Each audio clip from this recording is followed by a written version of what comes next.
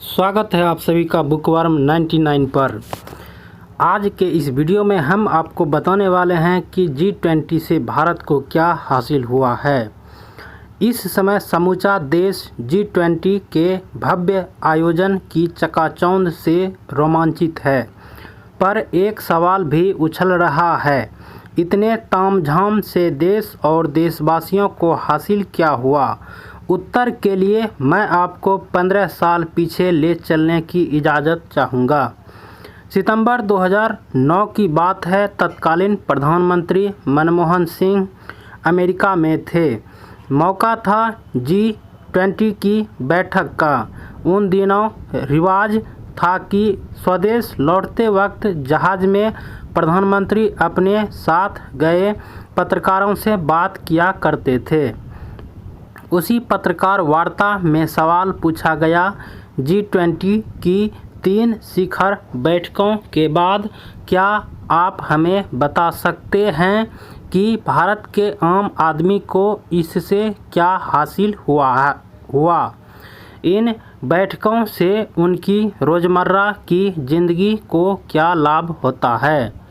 मनमोहन सिंह का जवाब था, जब वैश्विक अर्थव्यवस्था चरमराएगी तो स्वाभाविक ही उसका कुछ असर हम पर भी पड़ेगा।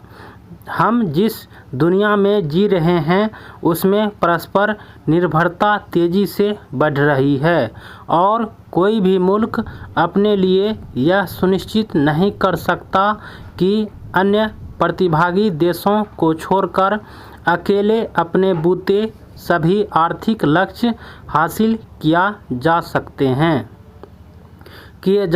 हैं। इसलिए भारत के हित में भी यही है कि वैश्विक अर्थव्यवस्था तरक्की करती रहे। लगभग ऐसे ही सवाल जवाब 1 वर्ष पूर्व भी हुए थे। नवंबर 2008 के G20 शिखर सम्मेलन और डॉक्टर मनमोहन सिंह की उस यात्रा को मैंने कवर किया था। अमेरिका में वे क़यामत के दिन थे। मैनहट्टन के बाज़ार में हर तरफ बिकाऊ है के बोर्ड दिखते। लेहमन ब्रदर्स को दिवालिया घोषित हुए 2 महीने बीत चुके थे, मगर आर्थिक बदहाली की तपिश चरम पर थी। हड़बड़ाए भारतीय उद्योगपति भी खर्चों में कटौती के साथ छंटनी की तैयारी कर रहे थे। आज़ादी के बाद पहली बार नौकरी पेशा लोगों ने ऐसी असुरक्षा अपने सामने मुंह फाड़े पाई थी। भारत उतना प्रभावित नहीं हुआ था जितना डर फैलाया गया था। फिर भी हजारों बेरोजगार हो गए थे और रियल एस्टेट धराशायी हो गया था। दरअसल सन 1990 के दशक में ही तय हो गया था कि दुनिया एक ग्लोबल विलेज की ओर बढ़ रही है। अब कोई भी देश एकला चलो रे की नीति नहीं अपना सकता। यही वजह है कि दशक खत्म होने से पहले आ टपके एशियाई वित्तीय संकट से दुनिया हकबकाई हुई थी। आम राय थी कि आगे भी ऐसे दुर्दिन आ सकते हैं और उनसे निपटने के लिए सामूहिक प्रयासों की ज़रूरत होगी। G20 का गठन 26 सितंबर 1999 को इसी नीयत से किया गया था। आरंभ में इस समूह में 19 मुल्कों व यूरोपीय संघ के वित्त मंत्रियों और केंद्रीय बैंक के गवर्नरों को शामिल किया गया था, ताकि सामूहिक रणनीति और आम राय कायम की जा सके। उन्हीं के सार्थक प्रयासों का असर था कि इसे और प्रभावी बनाने के लिए शासनाध्यक्षों को आमंत्रित किया जाने लगा। वे गलत न थे। संसार के कुल व्यापार का 75% और सकल घरेलू उत्पाद का 85% इन देशों के पास है। इनका संभलना, आगे बढ़ना समूची धरती के लिए जरूरी है। इन तथ्यों के आलोक में आसानी से समझा जा सकता है कि मौजूदा प्रधानमंत्री नरेंद्र मोदी क्यों एक पृथ्वी, एक परिवार, एक भविष्य का नारा बुलंद कर रहे हैं। क्या यह संगठन अपने मकसद में 100% कामयाब रहा है? यकीनन नहीं। पिछले साल बाली में हुई G20 की बैठक में रूस और यूक्रेन के संघर्ष के चलते यह संगठन 2 भागों में बटा नजर आया था।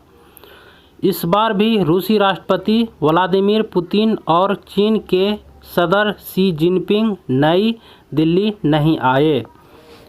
दोनों की अनुपस्थिति की वजह अलग अलग हैं, मगर इस मामले में तुरंत किसी निष्कर्ष पर पहुंचना जल्दबाजी होगी।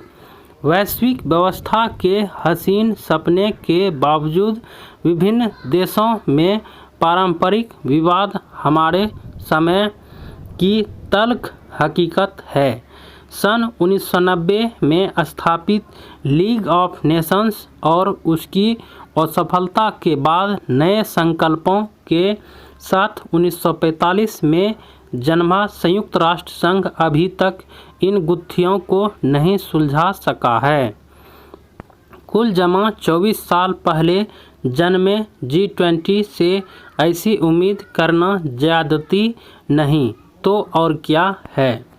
हो सकता है कि आपके मन में सवाल उठ रहा हो कि भारत और भारतीयों को इसका कोई तात्कालिक लाभ मिला या नहीं।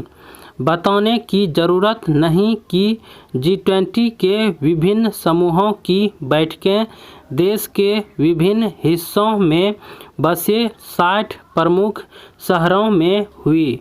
इसके चलते वहां ज़बरदस्त ढांचागत विकास हुआ।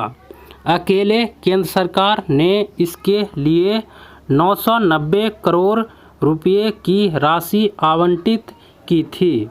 राज्य सरकारों ने जो खर्च किया वह अलग है।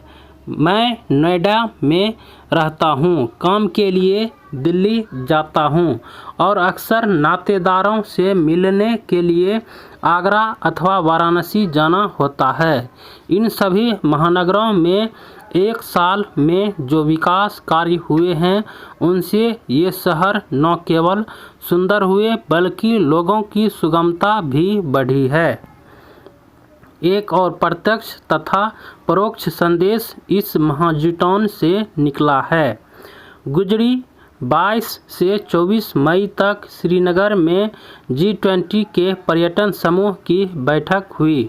वर्षों बाद घाटी में अंतर्राष्ट्रीय स्तर का ऐसा आयोजन हो सका था। इससे समूची विश्व बिरादरी में संदेश गया कि अनुच्छेद 370 की रुखसती और प्रदेश के विभाजन के बाद यह हिंसाग्रस्त इलाका अब अमन की ओर बढ़ रहा है। अपनी कूटनीतिक मजबूरियों के चलते जो देश यहां नहीं आ सके उनकी ट्रैवल एजेंसियों के शीर्ष कार्यकारी यहां हाजिर थे। इससे आने वाले दिनों में विदेशी पर्यटकों के आवागमन की राह खुलेगी।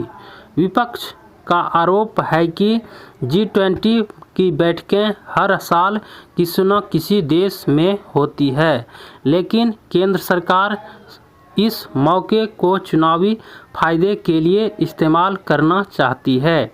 वे अपने तर्क को पुष्ट करने के लिए कहते हैं कि जिस तरह तमाम शहरों, कस्बों और गांवों में बड़ी बड़ी स्क्रीन लगाकर नई दिल्ली जुटौन का प्रदर्शन किया गया, वह आयोजन प्रधानमंत्री की छवि चमकाने और पुराने मुद्दों से ध्यान भटकाने के लिए किया गया।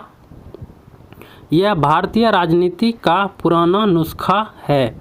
मार्च 1983 में जब गुटनिरपेक्ष देशों के शिखर सम्मेलन की मेजबानी भारत ने की थी तो उसमें लगभग 100 मुल्कों के महाकाय नेता दिल्ली पधारे थे। तब भी ऐसा ही हुआ था। इसी तरह सन 1982 में एशियाई खेलों के आयोजन का भी राजनीतिक लाभ के लिए इस्तेमाल किया गया था। तब और आज में टेक्नोलॉजी के अलावा बस एक फ़र्क आया है, आलोचकों के चेहरे और पोजीशन बदल गई है। किसी भी जीवंत लोकतंत्र में विकास, साहचर्य और सियासत के रास्ते हमेशा हमरा नहीं बने रह सकते।